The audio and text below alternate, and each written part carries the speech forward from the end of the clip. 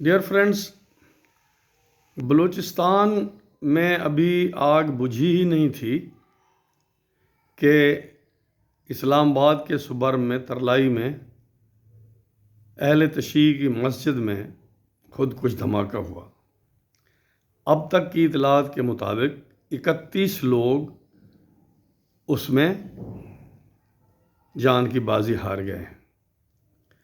اب بلوچستان کے حوالے سے جو خبریں تھیں کہ 200 سے زیادہ لوگ وہاں لقمہ اجل بنے، ابھی تک خبریں آ رہی ہیں کہ نوشکی کے کیڈٹ کالج کے جو بچے ہیں وہ ابھی تک پھنسے ہوئے ہیں۔ گورنمنٹ تو اس بارے میں کچھ نہیں بتا رہی، لیکن جو غیر مصدقہ اطلاعات ہیں وہ تو اس طرح کی آ رہی ہیں۔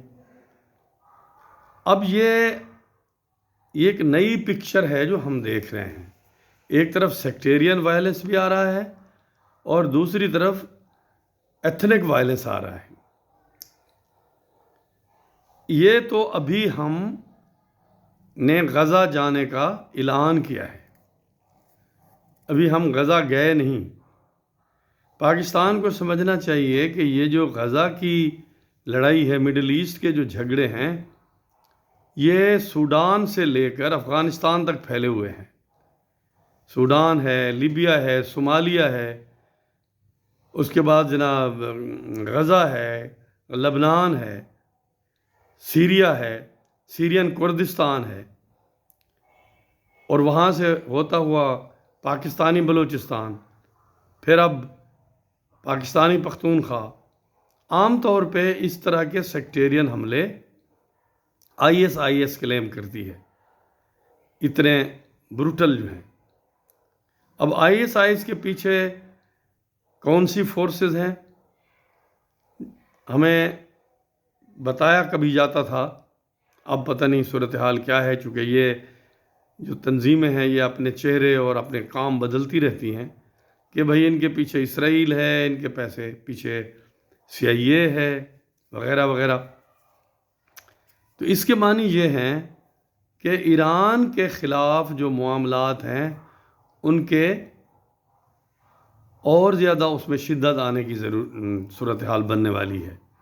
جو ہم امید کر رہے تھے کہ ایران اور امریکہ کے درمیان کوئی سیٹلمنٹ ہو جائے گی، لگتا ہے کہ اس سیٹلمنٹ کی امیدیں ٹوٹ رہی ہیں، اور وہی جو انسانیت دشمنی، قتل و غارت گری اور جنگ معاملات اسی طرف ہی لگتا ہے جا رہے ہیں۔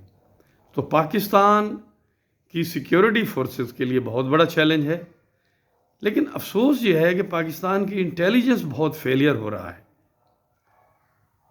کوئی انٹیلیجنس ادارے انٹیلیجنس بیسڈ کارروائیاں تو ہم سن رہے ہیں، لیکن حملوں کو پری ایمپٹ کرنے میں، روکنے میں ناکامی ہو رہی ہے۔ بلوچستان میں پرٹیکولرلی جو ہم نے دیکھا کہ جس وسیع پیمانے پہ سامنے آئے لوگ، 12-14 مقامات پہ حملے ہوئے، لیکن ہماری انٹیلیجنس اداروں کو اس کی بھنک بھی نہیں پڑی۔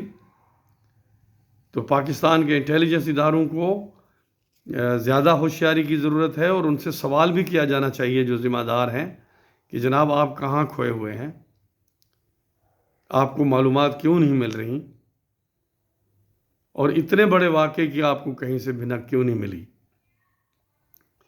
تو پاکستان کے جو کرتا دھرتا ہیں، حکومت چلانے والے ہیں، ان کے لیے لمحہ فکریہ ہے۔ وہ جو ٹرمپ صاحب سے ملنے کی جو خوشیاں تھیں وہ لگتا ہے ہوا ہوتی جا رہی ہیں۔ Thank you very much.